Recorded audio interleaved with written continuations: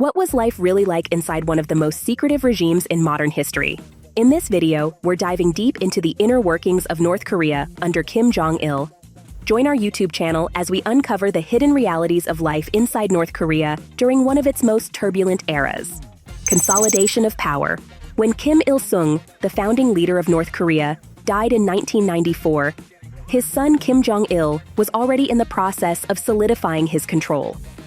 Rather than immediately taking the formal titles of President or Secretary General of the Workers' Party of Korea (WPK), he slowly consolidated his power over the military and the party. In 1997, Kim Jong-il officially became the head of the WPK, and in 1998, the title of president was removed from North Korea's constitution, with Kim Il-sung being posthumously declared eternal president. Kim Jong-il assumed leadership as chairman of the National Defense Commission, which was elevated to the highest authority in the state.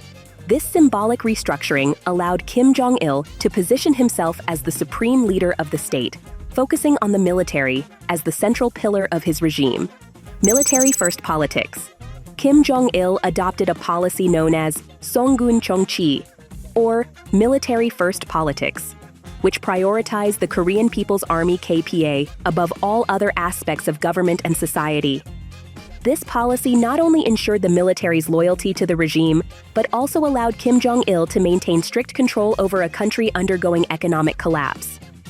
By the late 1990s, North Korea was experiencing severe food shortages due to a combination of natural disasters, poor agricultural practices, and the collapse of the Soviet Union, which had been its main source of economic aid. The regime funneled whatever limited resources the country had to the military, ensuring its continued dominance over the civilian population. This military-first approach was also a tool of diplomacy.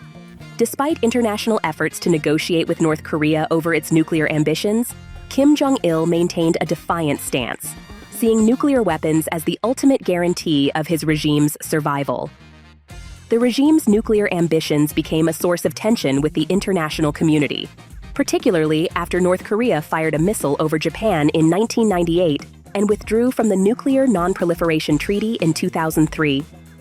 Despite repeated diplomatic efforts, including the six-party talks, North Korea continued its nuclear development, carrying out underground nuclear tests in 2006 and 2009. The economy and the famine. The 1990s famine in North Korea, known as the Arduous March, was a catastrophic event that revealed the dark underbelly of Kim Jong-il's leadership. Estimates suggest that hundreds of thousands, if not millions, of North Koreans died of starvation during this period. The government attempted to manage the situation by promoting the so-called meal-skipping campaign and officially labeling the famine as a national sacrifice necessary for the state's survival. At the same time, Kim Jong-il's regime tightly controlled information about the famine, blaming it on external forces such as U.S. sanctions and the collapse of socialist allies like the Soviet Union.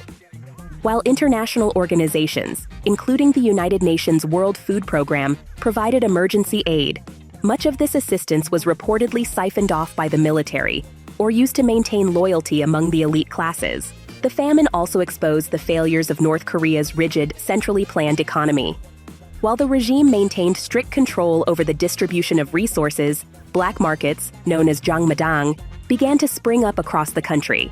These informal markets became essential for survival, as citizens bought and sold goods smuggled from China or diverted from government supplies.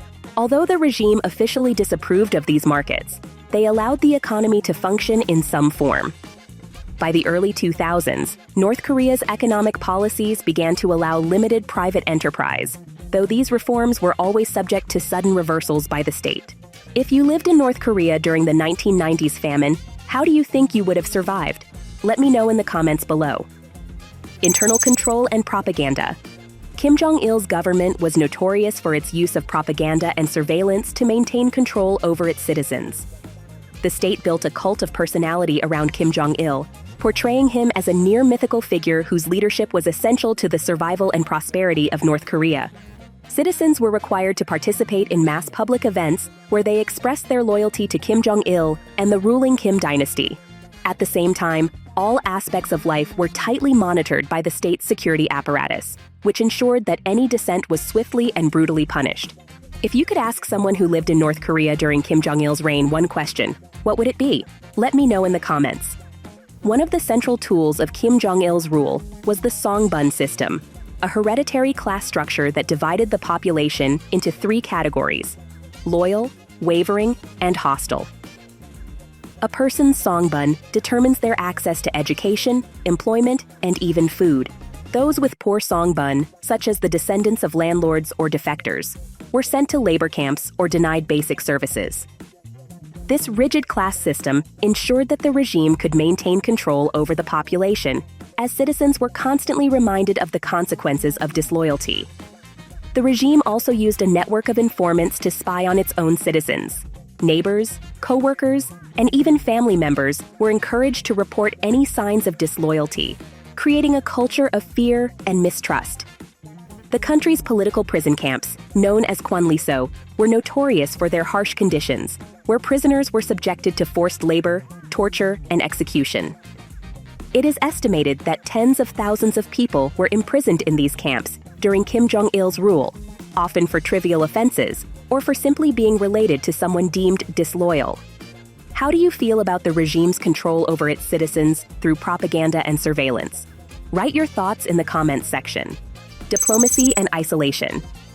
Despite the rigid control Kim Jong-il maintained over North Korea, his regime did engage in limited diplomatic efforts during his time in power. One of the most notable moments came in 2000, when South Korean President Kim Dae-jung visited North Korea as part of his Sunshine Policy aimed at improving relations between the two Koreas. The two leaders signed a joint declaration calling for greater cooperation and family reunifications, and North and South Korean athletes marched together under a unified flag at the 2000 Summer Olympics in Sydney. However, this period of reconciliation was short-lived, as North Korea's continued missile tests and nuclear ambitions strained relations with the South. Kim Jong-il also established diplomatic relations with several Western countries during the early 2000s, including some European nations.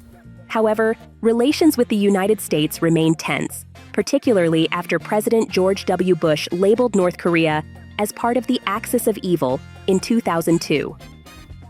Despite several rounds of multi-party talks involving the U.S., South Korea, China, Japan, and Russia, North Korea continued to pursue its nuclear program, seeing it as essential to the regime's survival.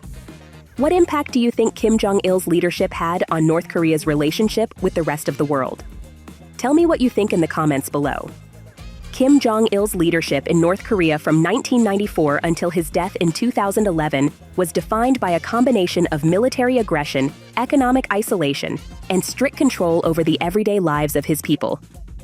The Kim dynasty, known for its iron grip on the nation, has always managed to maintain power despite immense international pressure, internal crises, and widespread famine. What do you think life would have been like under Kim Jong-il's rule? Drop your thoughts in the comments. If you found this look into North Korea under Kim Jong-il insightful, don't forget to hit the like button and subscribe for more deep dives into history's most secretive regimes.